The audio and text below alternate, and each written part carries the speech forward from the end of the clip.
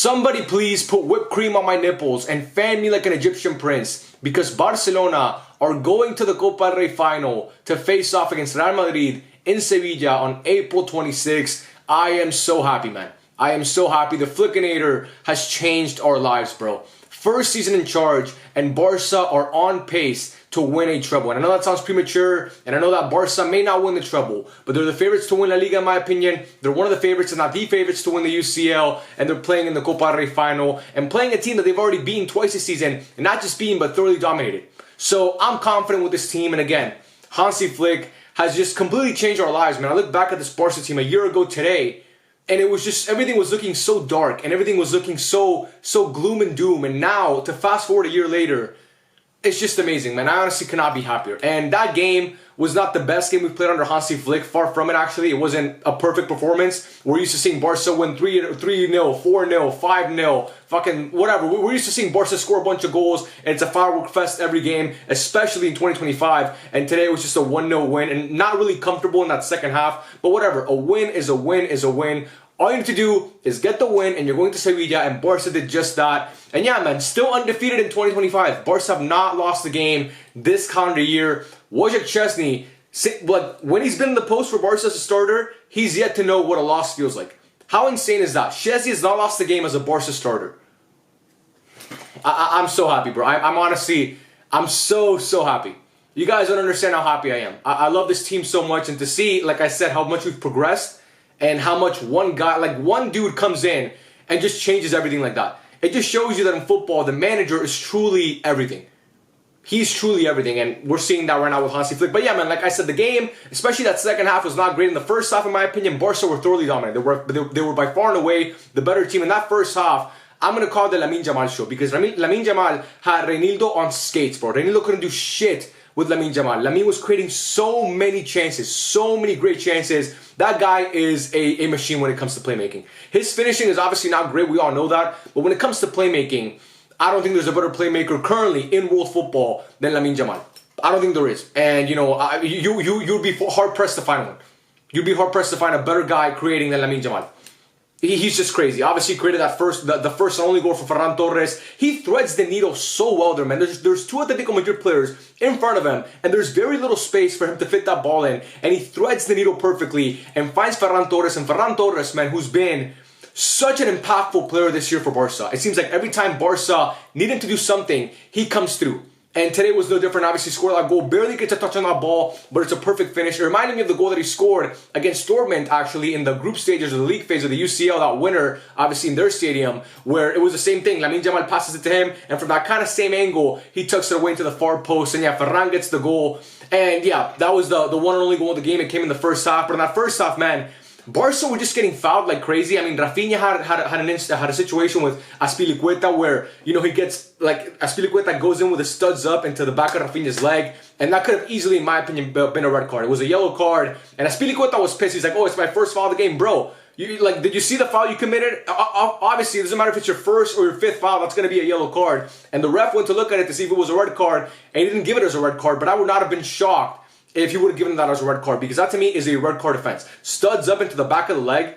I mean, it's unacceptable in my opinion, but again, the ref doesn't give a red card, which, you know, I'm fine with. I don't really give a fuck. But yeah, man, the first half, Atletico Madrid were playing very physical. The whole game, actually, they were playing very physical. That was kind of like their game plan, I'm guessing, going into the game. And, you know, that's why they got, like, I think 6 of their players got yellow cards, and Cholo Simeone got a yellow card too. It seemed like every time in that first half, or throughout the game actually, when Atletico Madrid committed a foul, the ref was showing a card. But yeah, bro, I don't know. That's just what you get with playing Atletico Madrid. And in that first half, to me, Atletico Madrid came out and didn't really have any urgency, didn't have any intensity, and Barca took advantage of it. And Barca were pressing so well, man. Atletico Madrid didn't create shit in that first half. It was Barca pressing, keeping the ball in Atletico Madrid's half, and just creating chances and creating chances. And a lot of Barca's best players today were not at their sharpest, in my opinion. One guy that comes to mind, right off the top of my mind, is Rafinha, who was not great, but still, man, they got that goal in the first half. And in that second half, we just didn't play well. I just don't think we played well. The creativeness we had, the chance creations we had in the first half was not there. So much so in the second half. But Barca just held on, and that's what you need when you wanna win these competitions. Not every time you're gonna score 4 or 5 goals.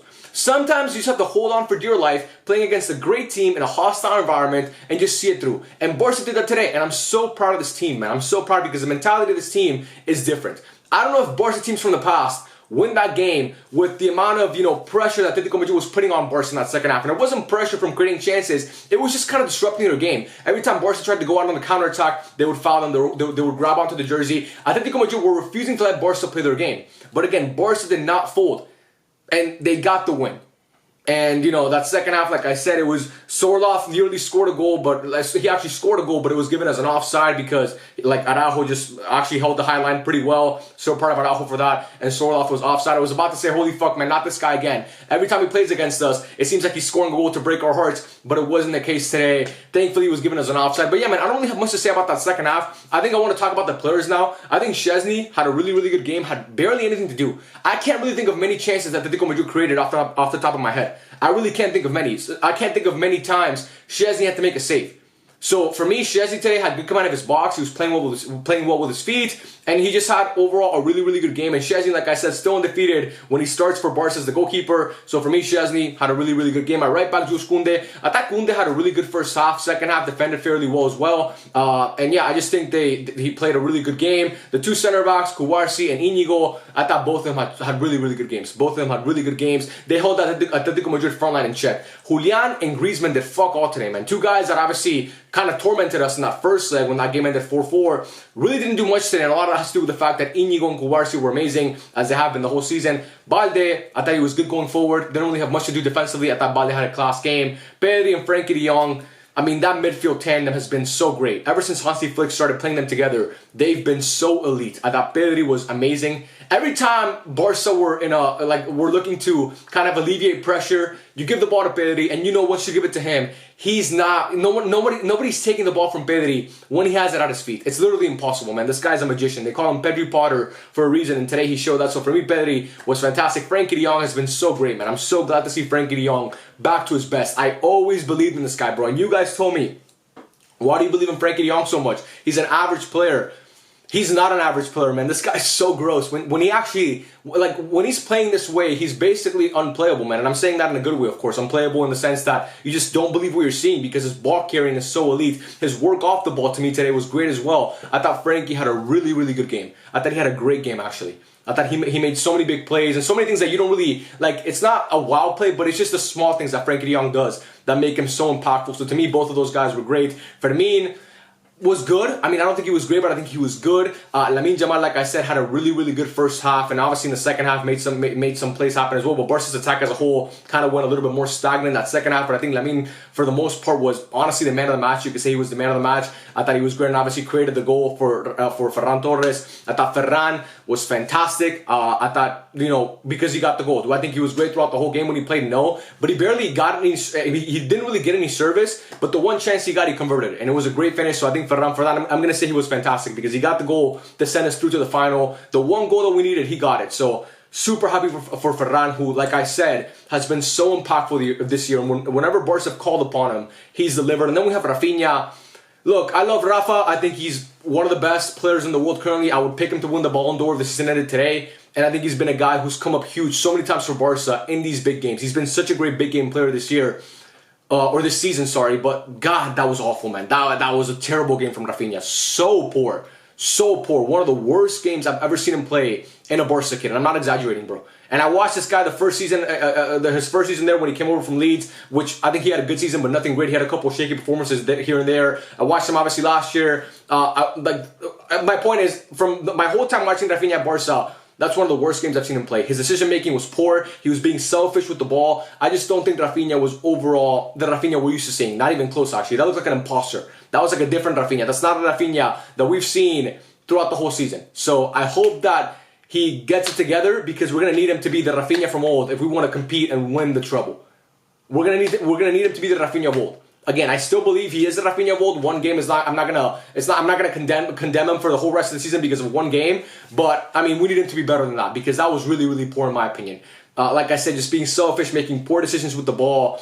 Again, he got fouled a couple times really, really hard in that first half. Azpilicueta, like I mentioned already, where he could have gotten a red card. Rodrigo de Paul fucking stepped on him so hard also in that first half. So Rafinha may have been compromised because of that. But again, when you're on the pitch, you're healthy. And to me, he just wasn't good. But yeah, man, apart from that, I'm just super happy. I honestly, like, at the fact that we're going to get to see another Atletico in a cup final once again is massive. Like I said yesterday in my Real Madrid match review when they played Real Sociedad, I don't have the best memories of watching Barca against Real Madrid in the Copa del Rey final. I've seen it twice in my life, and both times, it's not great memories. I'm not going to lie, they're not great memories at all. Most notably that final in 2011, man, because if Barca won that game, they win the treble.